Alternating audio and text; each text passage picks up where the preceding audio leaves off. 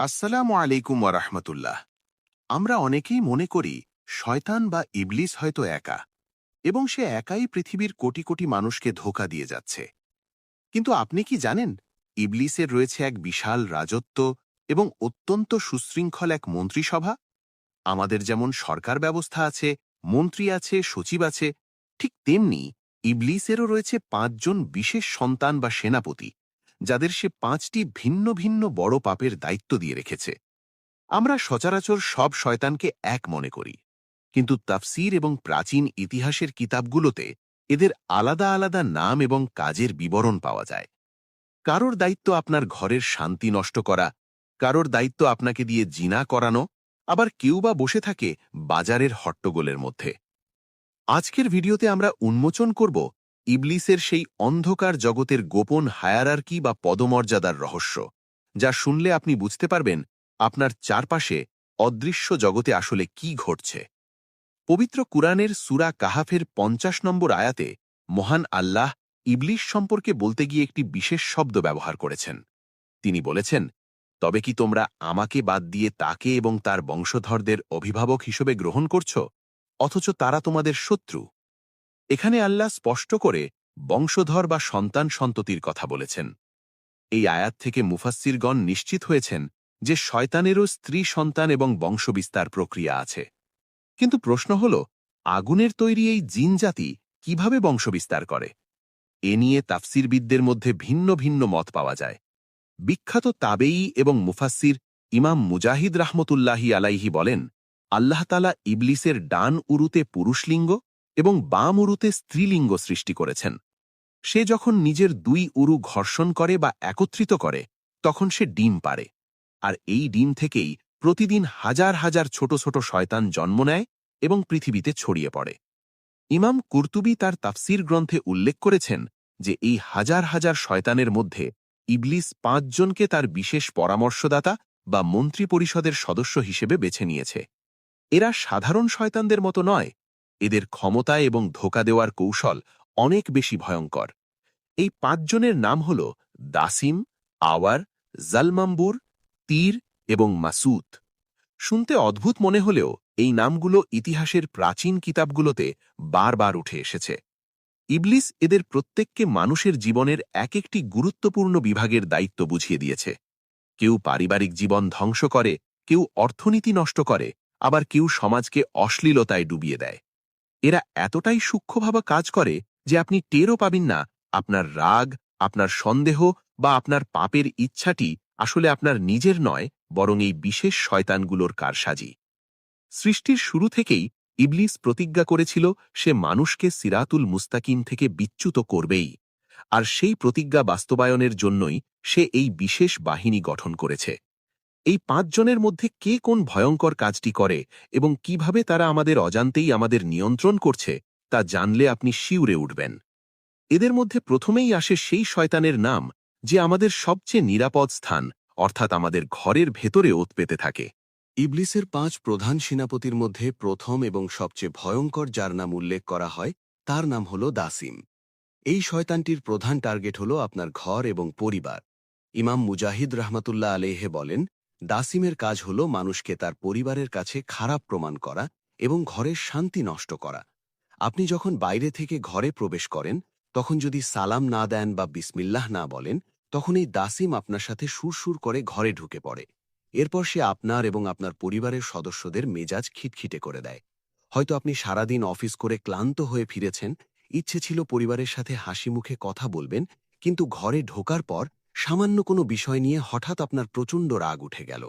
আপনি হয়তো স্ত্রীর সাথে বা মায়ের সাথে এমন খারাপ আচরণ করে ফেললেন যা আপনি স্বাভাবিক অবস্থায় কখনোই করতেন না। মনে রাখবেন, এই রাগ আপনার নয়, এটি দাসিমের উস্কানি। সহিহ মুসলিমের একটি হাদিসে রাসূলুল্লাহ সাল্লাল্লাহু আলাইহি ওয়াসাল্লাম বলেছেন, যখন কোনো ব্যক্তি তার ঘরে প্রবেশ করার সময় এবং খাওয়ার সময় আল্লাহর নাম নেয় না, তখন শয়তান তার সঙ্গীদের বলে, চলো আজ তোমাদের থাকার এবং খাওয়ার ব্যবস্থা হয়ে গেল। এই শয়তানটিই হল দাসিম। সে আপনার দস্তরখানে আপনার সাথে বসে খাবার খায়, যার ফলে খাবারে বরকত থাকে না। আপনি পেট ভরে খাওয়ার পরেও মানসিক তৃপ্তি পান না। শুধু তাই নয়, দাসিমের আরেকটি ভয়ঙ্কর কাজ হল সে মানুষের মনে সন্দেহের বীজ বপন করে। স্বামী যখন ঘরে থাকে না, তখন সে স্ত্রীর মনে স্বামীর ব্যাপারে আজেবাজে চিন্তা ঢুকিয়ে দেয়। আবার স্বামী যখন বাইরে থাকে তখন তার মনে স্ত্রীর চরিত্র নিয়ে সন্দেহ তৈরি করে। এভাবেই সে একটি সাজানো সুখের সংসারকে ধীরে ধীরে জাহান্নামে পরিণত করে। অনেক সময় দেখা যায় তুচ্ছ কারণে স্বামী স্ত্রীর মধ্যে হাতাহাতি পর্যন্ত হয়ে যায়, অথচ ঝগড়া শেষে তারা নিজেরাও বুঝতে পারে না যে কেন এত বড় কাণ্ড ঘটল। এটাই দাসিমের সফলতা। দাসিমের পর ইবলিসের দ্বিতীয় এবং তৃতীয় সেনাপতির নাম হল আওয়ার এবং জালম্বুর। এদের কাজ সম্পূর্ণ ভিন্ন। আওয়ার হল অশ্লীলতা এবং ব্যভিচারের মন্ত্রী। ইমাম মুজাহিদ বলেন, আওয়ারের কাজ হল জিনা বা ব্যভিচারকে মানুষের চোখে সুন্দর করে উপস্থাপন করা। যখন কোনো নারী বেপর্দা হয়ে ঘর থেকে বের হয় তখন এই আওয়ার শয়তান সেই নারীর সাথে সাথে থাকে। সে পুরুষদের দৃষ্টিকে সেই নারীর দিকে আকর্ষণ করে। এমনকি একজন সাধারণ নারীকেও সে পুরুষদের চোখে অত্যন্ত লোভনীয় এবং আকর্ষণীয় করে তোলে, যাতে পুরুষরা তার দিকে কুদৃষ্টি দেয়। বর্তমান সমাজে যে পর্নোগ্রাফি, ধর্ষণ এবং পরকীয়ার মহামারী চলছে তা মূলত এই আওয়ার শয়তানেরই চক্রান্ত। সে মানুষের লজ্জাস্থানে ফুঁ দেয় এবং হারামের প্রতি প্রবল উত্তেজনা তৈরি করে। মুমিনদের চরিত্র ধ্বংস করাই তার একমাত্র মিশন। অন্যদিকে জালাম্বুর হল অর্থনীতির শয়তান বা বাজারের ফিতনা সৃষ্টিকারী। তার রাজত্ব হল হাট বাজার এবং শপিং মলগুলোতে। রাসূলুল্লাহ সাল্লাল্লাহু আলাইহি ওয়াসাল্লাম বলেছেন, বাজার হল আল্লাহর কাছে সবচেয়ে নিকৃষ্ট স্থান এবং শয়তান সেখানে তার ঝান্ডা পুঁতে রাখে।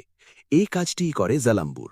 সে ব্যবসায়ীদের দিয়ে মিথ্যা কসম খাওয়ায়, ওজনে কম দেওয়ায় এবং পণ্যের দোষ গোপন করে বিক্রি করতে প্ররোচিত করে। আপনি দেখবেন বাজারে গেলেই মানুষের মধ্যে অকারণে কথা কাটাকাটি, চিৎকার চেঁচামেচি এবং ধোঁকাবাজি শুরু হয়ে যায়। আমরা ভাবি এগুলো মানুষের স্বভাব, কিন্তু তাফসীরবিদরা বলেন এগুলো আসলে জালম্বুরের প্রভাব। সে চায় মানুষ হারাম উপায়ে টাকা উপার্জন করুক, কারণ হারাম উপার্জন যার পেটে যাবে তার ইবাদত আল্লাহ কবুল করবেন না, আর ইবাদত কবুল না হলে ইবলিসের বিজয় নিশ্চিত। ইবলিসের মন্ত্রিসভার চতুর্থ এবং পঞ্চম সদস্যের নাম হল তীর এবং মাসুদ। এদের কাজের ধরন আরও মনস্তাত্ত্বিক এবং ধ্বংসাত্মক। তীর নামের শয়তানটির কাজ হল মানুষকে বিপদের সময় অধৈর্য করে তোলা। মানুষের জীবনে বিপদ আপদ, রোগ শোক বা মৃত্যু আসবেই, এটাই আল্লাহর নিয়ম। কিন্তু মুমিনের বৈশিষ্ট্য হল বিপদে ধৈর্য ধারণ করা বা সবর করা। এই তীর শয়তান ঠিক সেই মুহূর্তেই আক্রমণ করে যখন কারো আপনজন মারা যায় বা বড় কোনো ব্যবসায়িক ক্ষতি হয়। তখন তীর এসে সেই ব্যক্তির কানে কুমন্ত্রণা দেয়। সে মানুষকে দিয়ে বুক চাপড়ানো, জামাকাপড় ছেঁড়া, গালমন্দ করা এবং আল্লাহর ফয়সালার বিরুদ্ধে অভিযোগ করানোর মতো কাজ করিয়ে নেয়। আপনি দেখবেন অনেকে বিপদের সময় বলে ফেলে, আল্লাহ কি আর কাউকে পেল না, আমার সাথেই কেন এমন হল। এই যে আল্লাহর তাকদীনের ওপর অসন্তুষ্ট হওয়া এবং কুফরি কথা বলা, এগুলো তীরের প্ররোচনাতেই হয়। সে চায় মানুষ যেন সবর হারিয়ে আল্লাহর রহমত থেকে নিরাশ হয়ে যায়, আর নিরাশা হল কুফরির একটি ধাপ। অন্যদিকে মাসুদ হল গুজবের শয়তান বা প্রপোগ্যান্ডা মিনিস্টার। তার কাজ হল সমাজে মিথ্যা খবর এবং গুজব ছড়িয়ে দেওয়া। ইমাম মুজাহিদ বলেন, মাসুদ মানুষের রূপ ধরে বিভিন্ন আড্ডায় বা মজলিসে গিয়ে বসে এবং এমন সব মিথ্যা কথা বা চটকদার খবর বলে যা মানুষ বিশ্বাস করে ফেলে। এরপর সেই মানুষগুলো যাচাই বাছাই না করেই সেই খবরটি অন্যদের কাছে প্রচার করতে থাকে। বর্তমান ডিজিটাল যুগে মাসুদের কাজ আরও সহজ হয়ে গেছে। সোশ্যাল মিডিয়া, ফেসবুক বা ইউটিউবে আমরা প্রতিদিন যে হাজার হাজার ফেক নিউজ বা ভুয়া খবর দেখি, যা মুহূর্তের মধ্যে দাঙ্গা বা বিশৃঙ্খলা সৃষ্টি করতে পারে, তাই মাসুদ শয়তানেরই ব্লুপ্রিন্ট। সে জানে সত্য খবর জুতো পরার আগেই মিথ্যা খবর সারা পৃথিবী ঘুরে আসতে পারে। মানুষের জিহ্বা এবং আঙুলকে ব্যবহার করে সে সমাজে ফিতনা ফাসাদ সৃষ্টি করে। গীবত, চগলখুরি এবং অপবাদ ছড়ানো তার প্রিয় কাজ। এই 5 শয়তান দাসিম, আওয়ার, জালাম্বুর, তীর এবং মাসুদ সারা দিন তাদের ডিউটি পালন করে, কিন্তু তাদের দিনের সমাপ্তিটা হয় খুবই নাটকীয়ভাবে। সহিহ মুসলিমের একটি হাদিসে রাসূলুল্লাহ সাল্লাল্লাহু আলাইহি ওয়াসাল্লাম শয়তানের হেডকোয়ার্টার এবং তার রিপোর্টিং সিস্টেম সম্পর্কে এক লোমহর্ষক বর্ণনা দিয়েছেন। নবীজি বলেন, ইবলিস সাগরের পানির ওপর তার সিংহাসন স্থাপন করে। এটি কোনো সাধারণ সমুদ্র নয়, এটি শয়তানের এক অন্ধকার জগৎ। সেখানে বসে সে তার বাহিনীকে সারা পৃথিবীতে ছড়িয়ে দেয়। দিন শেষে যখন সব শয়তান তাদের মিশন শেষ করে ফিরে আসে, তখন ইবলিস তাদের রিপোর্ট গ্রহণ করে। অনেকটা কর্পোরেট অফিসের বস যেমন তার কর্মীদের কাজের হিসেব নেয়, ঠিক তেমনি এক একজন শয়তান এসে বলে, আমি আজ অমুককে দিয়ে মিথ্যা কথা বলিয়েছি, অমুককে দিয়ে চুরি করিয়েছি বা অমুককে নামাজ কাজা করিয়েছি। কিন্তু ইবলিস তাদের কারোরই প্রশংসা করে না। সে অবজ্ঞার সুরে বলে, তোমরা তেমন কিছুই করনি, মানুষ তওবা করলেই তো এসব মাফ হয়ে যাবে। কিন্তু এরপর এমন একজন শয়তান এগিয়ে আসে যে একটি বিশেষ কাজের রিপোর্ট দেয়। সেই শয়তানটি এসে বলে, হে আমার প্রভু, আমি আজ অমুক স্বামী এবং স্ত্রীর পেছনে ততক্ষণ লেগেছিলাম যতক্ষণ না তাদের মধ্যে বিচ্ছেদ বা তালাক ঘটিয়ে দিয়েছি। এই কথা শোনার সাথে সাথে ইবলিশ আনন্দে আত্মহারা হয়ে যায়। সে তার সিংহাসন থেকে নেমে আসে এবং সেই শয়তানকে বুকে জড়িয়ে ধরে বলে, হ্যাঁ, তুমিই আসল কাজ করেছ, তুমিই আমার সেরা সন্তান। প্রশ্ন হল, পৃথিবীতে এত বড় বড় পাপ থাকতে ইবলিস কেন স্বামী স্ত্রীর বিচ্ছেদ বা সংসার ভাঙাকেই সবচেয়ে বড় অর্জন মনে করে? এর পেছনে রয়েছে এক সুদূর প্রসারী এবং ভয়ঙ্কর চক্রান্ত, যা জানলে আপনি আপনার পরিবারের সুরক্ষার ব্যাপারে আজই সতর্ক হবেন। ইবলিস কেন সংসার ভাঙাকেই তার সবচেয়ে বড় বিজয় মনে করে? এর কারণ অত্যন্ত গভীর। ইমামগণ ব্যাখ্যা করেন যে ইবলিস জানে, যদি একজন ব্যক্তিকে দিয়ে চুরি বা মিথ্যা বলানো হয়, তবে সেই পাপটি কেবল ওই ব্যক্তির মধ্যেই সীমাবদ্ধ থাকে এবং তওবা করলে আল্লাহ তাকে মাফও করে দিতে পারেন। কিন্তু যখন একটি পরিবার ভেঙে যায়, যখন স্বামী স্ত্রীর মধ্যে তালাক হয়ে যায়, তখন এর প্রভাব সুদূর প্রসারী এবং ধ্বংসাত্মক হয়। একটি তালাক শুধু দুইজন মানুষকে আলাদা করে না, বরং এটি দুটি পরিবারকে শত্রুতে পরিণত করে, আত্মীয়তার সম্পর্ক ছিন্ন করে এবং সবচেয়ে বড় কথা হল সন্তানদের ভবিষ্যৎ অন্ধকার করে দেয়। ভাঙা পরিবারের সন্তানরা সাধারণত সঠিক ইসলামিক শিক্ষা এবং ভালোবাসা থেকে বঞ্চিত হয়। তারা হতাশাগ্রস্ত হয়ে মাদক, অপরাধ বা জিনার দিকে ঝুঁকে পড়ে। অর্থাৎ একটি বিচ্ছেদ ঘটাতে পারলে ইবলিস একসাথে অনেকগুলো নতুন পাপের দরজা খুলে দিতে পারে।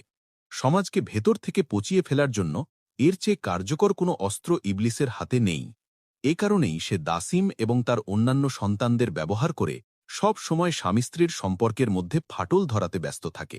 তাফসির এবং হাদিসের আলোকে শয়তানের এই শক্তিশালী নেটওয়ার্ক সম্পর্কে জানার পর এখন প্রশ্ন হল, আমরা কি এদের কাছে অসহায়? আমাদের কি বাঁচার কোনো উপায় নেই? অবশ্যই আছে। মহান আল্লাহ আমাদের শয়তানের চেয়েও শক্তিশালী অস্ত্র দিয়েছেন। দাসিমের হাত থেকে বাঁচার উপায় হল রাসূলের সুন্নাত। যখনই ঘরে ঢুকবেন, সালাম দেবেন এবং বিসমিল্লাহ বলবেন। খাবারের সময় বিসমিল্লাহ বলবেন। হাদিসে এসেছে, এতে দাসিম হতাশ হয়ে বলে, আজ এখানে আমাদের থাকারও জায়গা নেই, খাবারও জায়গা নেই। আওয়ারের ফিতনা থেকে বাঁচার উপায় হল দৃষ্টিকে নিচু রাখা এবং পর্দার বিধান মানা। জালমবুরের ধোঁকা থেকে বাঁচতে বাজারে ঢোকার বিশেষ দোয়াটি পড়া এবং হালাল উপার্জনের উপর অটল থাকা। তীর এবং মাসুতের কুমন্ত্রণা থেকে বাঁচতে বিপদের সময় ইন্না লিল্লাহি ওয়া ইন্না ইলাইহি রাজিউন পড়া এবং কোনো খবর যাচাই না করে বিশ্বাস না করা। আর সবচেয়ে বড় কথা হল সকাল সন্ধ্যার জিকির এবং আয়াতুল কুরসিকে নিজের নিত্যসঙ্গী বানিয়ে নেওয়া। যে ঘরে নিয়মিত সূরা বাকারা তিলাওয়াত করা হয়, সে ঘর থেকে শয়তান লেজ গুটিয়ে পালায়। প্রিয় দর্শক, ইবলিসের এই 5 সেনাপতি দাসিম, আওয়ার, জালমবুর, তীর এবং মাসুদ প্রতিনিয়ত আমাদের চারপাশে অদৃশ্যভাবে কাজ করে যাচ্ছে। এরা আমাদের শত্রু, কিন্তু দুর্বল শত্রু। আল্লাহ কুরআনে বলেছেন, নিশ্চয়ই শয়তানের চক্রান্ত দুর্বল। আমাদের ঈমান, আমল এবং সচেতনতাই পারে তাদের এই সাজানো সাম্রাজ্যকে ধূলিসাৎ করে দিতে। আজকের এই ভিডিওটি যদি আপনার চোখ খুলে দিয়ে থাকে, তবে এটি শেয়ার করে অন্যদেরও সতর্ক করুন। হয়তো আপনার একটি শেয়ারের কারণে কোনো একটি পরিবার দাসিমের হাত থেকে রক্ষা পাবে বা কোনো যুবক আওয়ারের ফিতনা থেকে ফিরে আসবে। শয়তানের এই গোপন জগৎ নিয়ে আপনাদের কোনো প্রশ্ন বা মতামত থাকলে কমেন্টে আমাদের জানান। এমন আরও রহস্যময় এবং ইসলামিক ইতিহাসের অজানা তথ্য পেতে আমাদের চ্যানেলটি সাবস্ক্রাইব করে বেল আইকনটি অন করে রাখুন। দেখা হবে আগামী ভিডিওতে নতুন কোনো বিষয়ের সাথে। ততক্ষণ পর্যন্ত সবাই ভালো থাকুন, সুস্থ থাকুন এবং শয়তানের ধোঁকা থেকে আল্লাহর কাছে পনাহ চান। আল্লাহ।